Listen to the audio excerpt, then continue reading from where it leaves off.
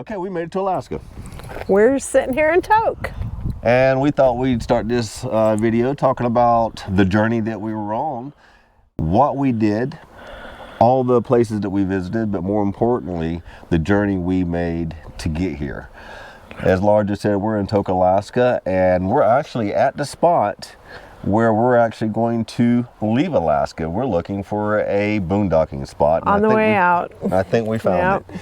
So, what was that journey all about? There's that old saying, it's all about the journey, not the destination. Well, we want to cover the destinations. We stopped at a couple of provincial parks starting out. We stopped at Dawson Creek, beginning of the Alaska Highway. But then we did the Cinnamon Bun stop. We did the hot springs, which was Liard Hot Springs. Amazing. You really got to do it. I wish we'd done 2 nights. Right. We're going to talk about all that, but we're also going to talk about the journey to get here. All those pullovers, and we're going to show you some awesome ones from these beautiful lakes, Lake Colona, to a couple different falls that we stopped at. One in particular, I actually have 10 minutes of footage that I'm thinking about making a video out of, and that was Bijou Falls. Bijou. And there was a couple other ones. But we're going to break this video down into all those different areas so that you'll see what it's like to travel the Alaska Highway, the good and the bad. There's not a whole bunch of good once you get past Colona Lake. Kluwani. Yes. Once you get past Colona Lake. But we're going to talk about all that, the toll it takes on your rigs, where you might be able to get some work done on your rigs, that being the capital of the Yukon, which is Whitehorse. Yep. That's about the only place you're going to get any major work done. So once you get to Whitehorse, assess your rig. But enough about that. We're also going to point out all the wildlife, and there's a lot. We were lucky. It was amazing, and that was on the Alcan. We'll be taking the Cassier way back, so. There is one particular area that we seen a black bear, and it was so cool what this thing was doing and how our dogs reacted. If you don't watch any other part of this video, skip to that part. Yep, little dandelion hanging out of his mouth. It was priceless. It was priceless. One, Laura didn't plan like she usually does. It was hard, but I'm so glad. I am so glad we took that route. Because it was fluid. We were able to make decisions on the spot. Yep, we stopped where we felt like stopping and kept going when we felt like it. But we also took time to rest. Let's take a quick walk. I'm gonna say, even if we're not able to get into this one, if somebody else snags it before us, there is plenty of other boondocking around Tok. So what do when you first come into Alaska? You rest. So we decided to spend a few days in Tok. A lot of people come in, they spend one night, and they continue on. We've actually traveled a few days, stopped for a few days. We felt that we needed to rest, our animals need to rest. Well, I think sometimes we tend to forget that our fur babies need to rest too. They may be just sitting in the back seat, but they get tired of it. Leaving Dawson City. Dawson Creek, Mount Zero. And we're headed to, hopefully, where tonight? Somewhere close to Fort Nelson. We don't exactly have plans. We're winging it. Okay, when you first leave Dawson Creek, there's not a whole lot to look at. The roads are in pretty good shape, I will say that. But the scenery's kind of mundane. Getting my bite to eat it. Looked at her and him like, you better watch that shit, dog.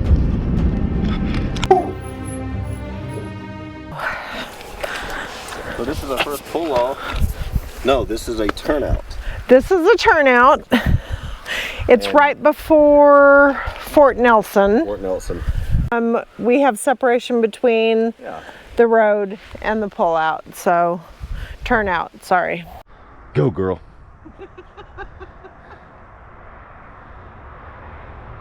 Just put Alaska 2025.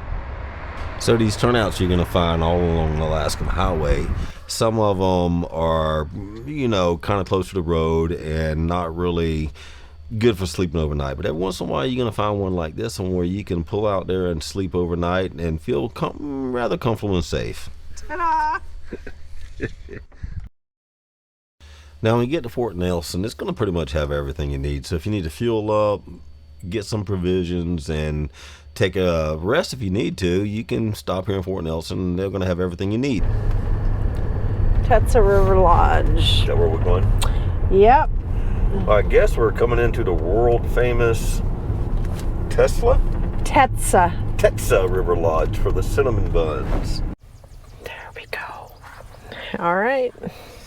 Well, we got the cinnamon bun, but more importantly to me, I got some artisan meats. Okay, I was gonna yell at my husband because we only got one, but it's way more than big enough for 2 people. Yeah. So yes, we did get some, you got bacon something and I got the Something. sausage.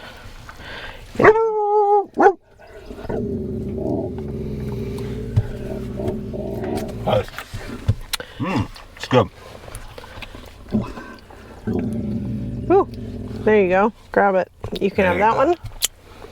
Yeah, it's easier to actually. Oh, goodness. Get yours. I'm going to get this one. There we go. And that's all she gets. I'm looking out for her heart. He's looking out for my butt.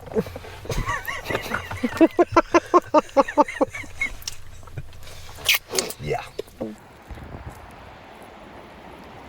So this is a side road pull off. Right after the cinnamon bun pullover. This is beautiful. If I could find a trail down to the water, I would, but I can't find one. I'd love to go right over there. Now we're passing by Muncho Lake, and you can just tell by the water it's turquoise. It is beautiful, and you're right up against a canyon wall. So just be a little careful when you're driving, especially on your way back if you come the same way. If you do need a campground, there's a provincial campground we just passed, and that's a good place to pull over. We stayed at a few of those, and we really enjoyed them. They're cheap, and they have everything you need.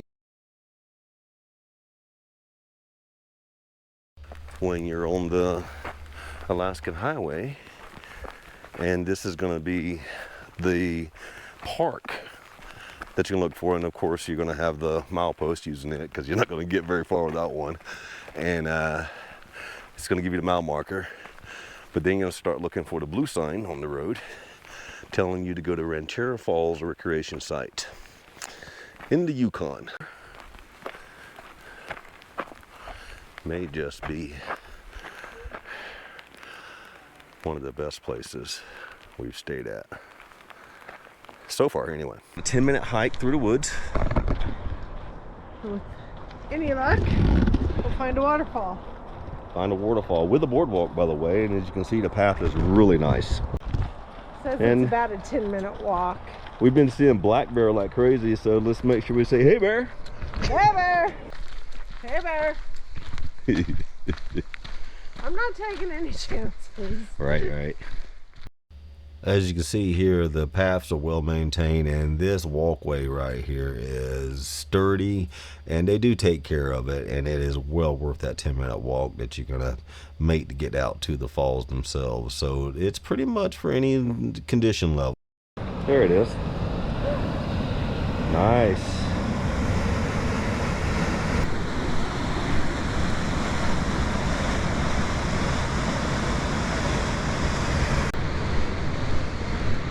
This is maybe the 3rd one we put off like this, and it was just this spectacular view or hike, and it was a rest area.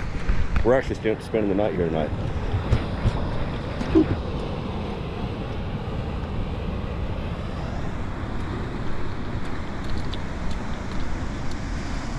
So wondering why I'm pointing the camera down at the water, I'm looking for some fish.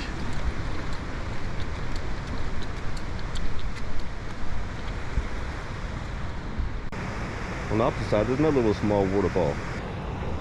There's the river way over there. First waterfall is coming out of that area right there, like this little small island. And then another waterfall coming off of another branch of the river. Then of course, it's in a canyon that sweeps around. So we woke up this morning, or I did, to start the truck. And that's what I get. And then it dawned on me I left my DC to DC charger hooked up to the rig all night and half the day, and it sucked down the batteries. So we're gonna have to jump start. All right.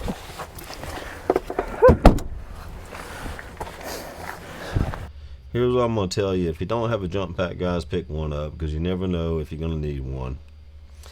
Now we're entering Watson Lake, and Watson Lake has a free dump station at this cute little park right there in the middle of town. There's also a grocery store right there at the entrance to this road for the park that makes some really good sandwiches, so check them out if you're hungry. So this is Leonard River Hot Springs, the provincial park. Liard. This is a cool little trailer. You gotta stop and tell them What? that we're coming in. So she said there's about a 700-meter Boardwalk. Now it looks like they may have some day use parking for RVs. Well, smaller RVs, I'm sure, aren't a problem coming through here. There's also parking out front too for campers such as that. It is interesting that they got an electric fence all the way around the park for wildlife, even in the camping area. Now I wonder if that is to keep us away from the wildlife or to keep the wildlife away from us.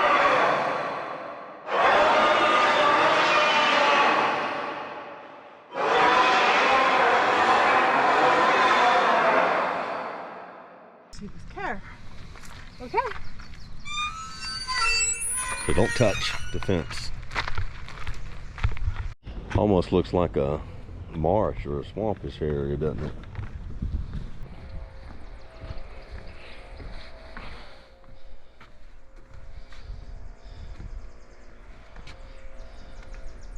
I think that's a mayfly on the mayfly. Right? That's funny.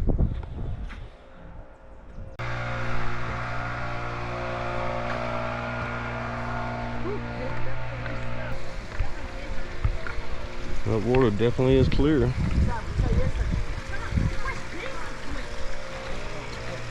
And I guess the further down you go, the colder it gets. Yeah. It does smell like sulfur. A little further up the trail is the Hanging Gardens. Let's go check those out.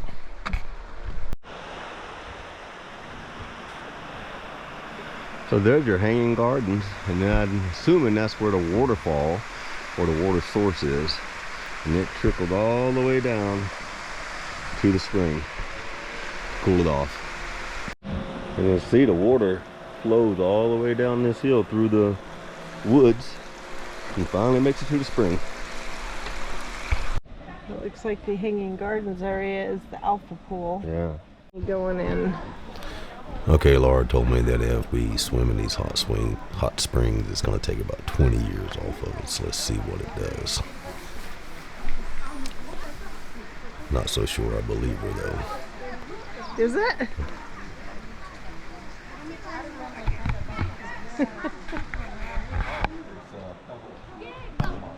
So mile marker 1542.1, Colona Lake. Lauren, I'll pull it over here off the suggestion of one of the subscribers of the channel. And as you can see, oh my God, he did not steer us wrong. This place is absolutely beautiful. It is a turnout because it does have a dedicated entry and exit point, but absolutely perfect. Quieting down around 9 o'clock at night from the road noise, and we definitely got all the solar we can stand. Not getting dark till almost 11 o'clock. Plenty of places to have a fire. That water is crystal clear. We're looking at the water right now, not the dirt. If you can't get this spot right, I believe it's right across there in that wooded area, is a government camp spot for 20 Canadian. Can't beat that. So I'll tell you what, guys, if you don't do any overnight boondocking, do this one. He's just chilling out, man. Yeah. Hitchhiking.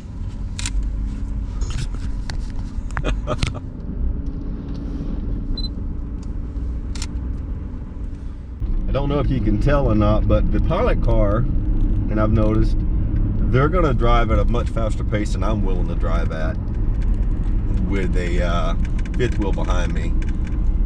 So as you can see, they're quite a ways ahead of us, and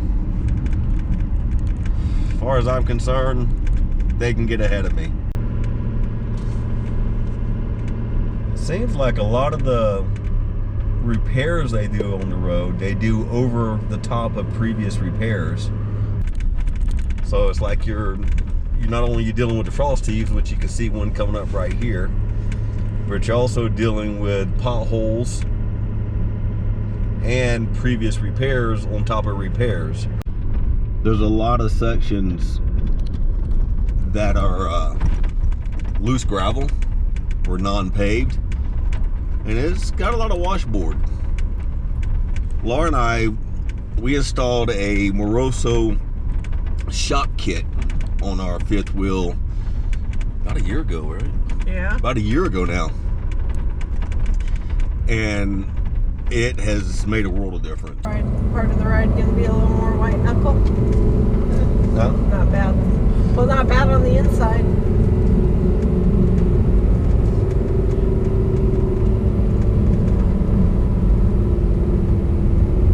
It's behind us, so it's all good. Yeah, it's not too bad on the inside, but if I was on the other side going south, it might be, or in this case east, it might be a little white knuckle water. Oh my God. It looks like the Keys. Yeah. That is beautiful. And there's campers backed into it. Yep.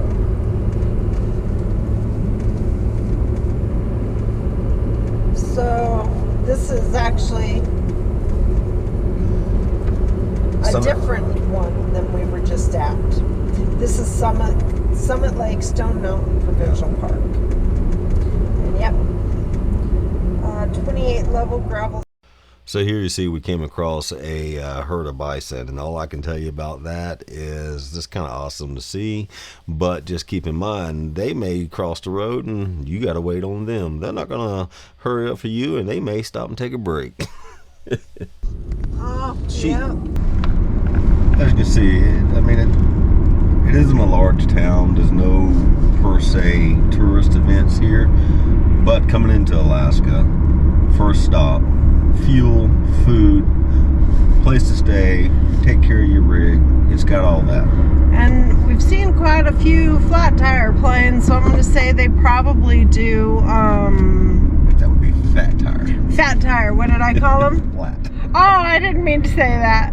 I meant fat tire. But anyway, they have quite a few fat tire planes, probably for touristy flights. Yep. There is a And we're yellow. grocery store right coming up here on the left. Yep. Three Bears. Looks like they got the hold on the town. Oh my God, look at the size of this thing. Mama was planning. That's mine. Yeah, it looks. I get the burnt one. The burnt one with the swelled up. That's not going on there. All right, burger.